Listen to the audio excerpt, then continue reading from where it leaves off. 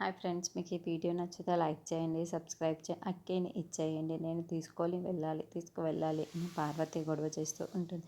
ఈ లోపల జున్ను నిద్రపోతున్న లక్కీ దగ్గరికి వెళ్ళి లక్కీ మీ అమ్మ పార్వతి వచ్చింది అని చెప్పడంతో అవునా నిజమా అంటూ లక్కీ పరిగెత్తుకుంటూ వచ్చి హాల్లోకి అమ్మ అంటూ దొంగ పార్వతిని హగ్ చేసుకుంటూ ఉంటుంది. లక్కీ అని పార్వతి కూడా బాగానే నటిస్తూ లక్కీని హగ్ చేసుకుంటూ ఉంటుంది.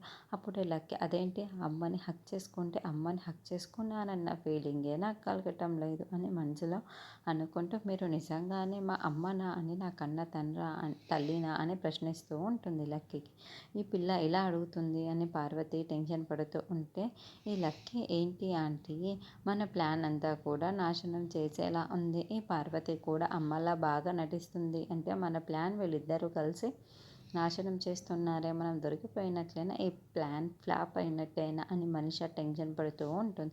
మిత్ర ఏమో చాలా చాలా ఏడుస్తూ గదిలో నిల్చొని ఉంటాడు. అప్పుడే లక్కీ పరిగెత్తుకుంటూ మిత్ర దగ్గరికి వచ్చి నాన్న అక్కడ ఉన్నది మా అమ్మ నాద నడిపిస్తోంది.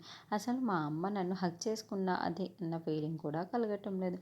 అక్కడ ఉన్నది మా అమ్మ కాదు నాన్న, మేము మిమ్మల్ని వదిలి ఎక్కడికి వెళ్ళను నాన్న, నాకు మీరే నాన్నగా కావాలి నాన్న అని ఒక్కసారిగా మిత్ర కాళ్ళు పట్టుకొని హగ్ చేసుకొని ఏడుస్తూ ఉంటే మిత్ర కూడా లక్కీని హగ్ చేసుకొని చాలా చాలా ఏడుస్తూ ఉంటుంది.